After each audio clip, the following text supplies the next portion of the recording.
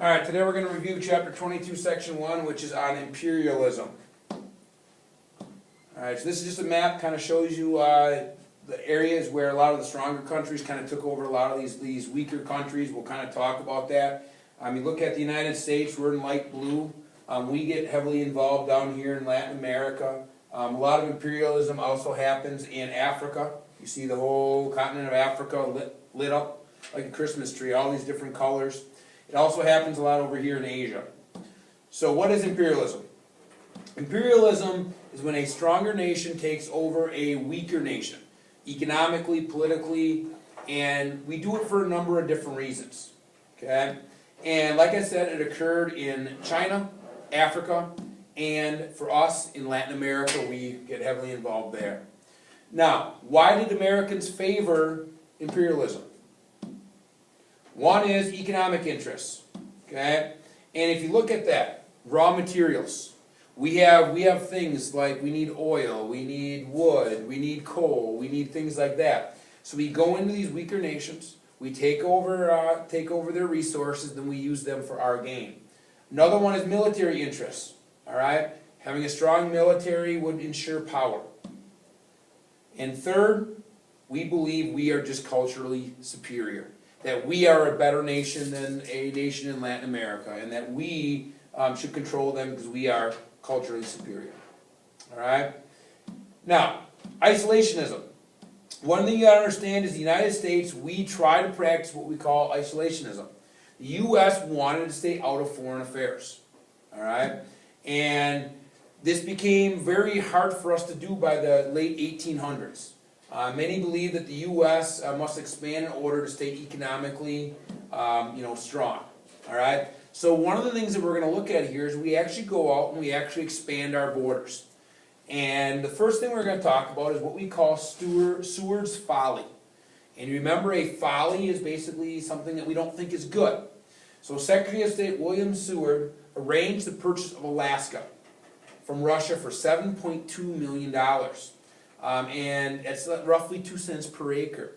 If you put that in today's dollars, it would be 114 million. And a lot of people thought it was a joke. You see down here in the political cartoon here is, the $7.2 million here, and Russian America, and he's delivering it out of an ice truck. Most Americans thought that this was an area that was, cold, lacked resources, and nobody wanted it. Now, the long term, we get a lot of resources out of Alaska.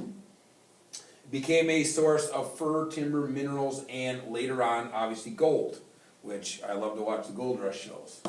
So, here's another political cartoon, which you can review in the PowerPoint if you want to. To give you an idea how big Alaska is as wide as the lower 48 states and larger than Texas, California, and Montana combined. All right? So, if you look at that, it's a huge amount of land that we got for pennies per acre. All right? Other stuff that we did, we annexed the Midway Islands, which is important because it's halfway in between the United States and Japan. And ships at this point ran on coal. So you had to refuel with coal every so many miles. And so we wanted that. In Hawaii, it becomes a territory in 1898. There's a lot of stuff that goes on with how it becomes a territory, but that we don't need to review that today. We also start to seek trade with Japan and China. Japan wants to remain isolated from the Western world. We decide, though, that we want to trade with Japan. So, what do? We send Commodore Perry. He basically takes ships over there, and he tries to set up what he calls friendship, commerce, and a supply of coal and provisions. We just want to stop and take on coal and have a friendly relationship. All right? He gives them a year. A year later, he returns with 7 warships and gifts for Japan to show the benefits of trade. So now you have these warships sitting out in the Tokyo harbor. And Commodore Perry says, hey, we're not going to tell you to do anything, but we got those ships over there, and we'll make you open up your ports for trade if you don't. So you can do what you want. It's kind of up to you. Japan opens up to trade with the United States. With China, Alright, China was a country where a lot of other imperial powers were already there. You had Japan, France, Britain, Germany, and Russia.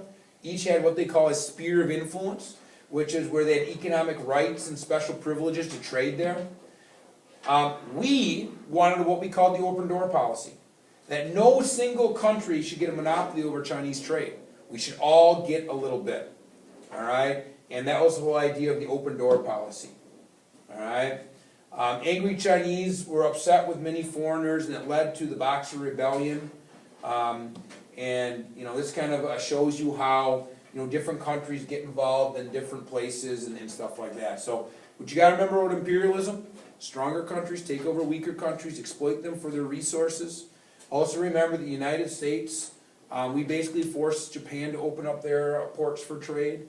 And we also become heavily involved in Latin America, which we will talk about in the next section.